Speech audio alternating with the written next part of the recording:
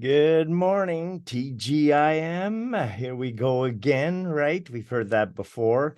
Today's kind of a little bit of a bittersweet day. We've celebrated the fathers this weekend and all those that acted like fathers in our lives. And that's always an important day, like we did for our moms back in May. But this past weekend, kind of segueing from last week's Wisdom of the Elders, our community lost a very significant personality. Joe Gray, who had turned 100 last September, was going to be 101 this year, did not last through this year. And this was a man that did a lot for our community, did a lot for his family.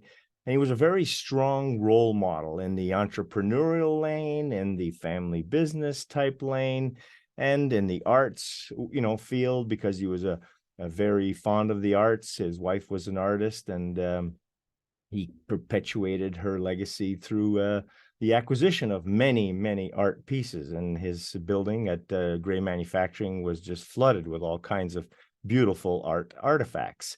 But he was a man that lived fully in his own soft-spoken kind of way. He led, with fervor, with certainty, with caution.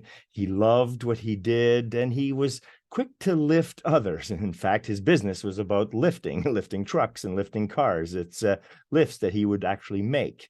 He was a man of the arts, so he was on purpose to create not only, an accumulation of artwork, but to make his business kind of an art work. His people were art people, So he had a way of just making things beautiful, making things right, making things better, some way, shape, or form, with the love for his family, his business, and his art, and knowing how to do things right by doing the right thing, all for a certain greater good. Now, he wasn't totally outspoken about these kind of things, but I did get to meet him several years ago, and working on some art pieces together, and appreciation of them. And he had me tour his shop, and we had several chats over a couple of years that, allowed us to get to know each other more. But the man was definitely a man of integrity, and we're dearly going to miss him. We had great conversations. He was very inspirational. He was very encouraging. He was very generous and giving, not only in his, resources, but in his kindness and in his way to encourage others with his wisdom, so to speak. So, he was able to give back in many ways in a lot of, different areas of our community, especially because he really loves St. Joe. And so we're going to miss him.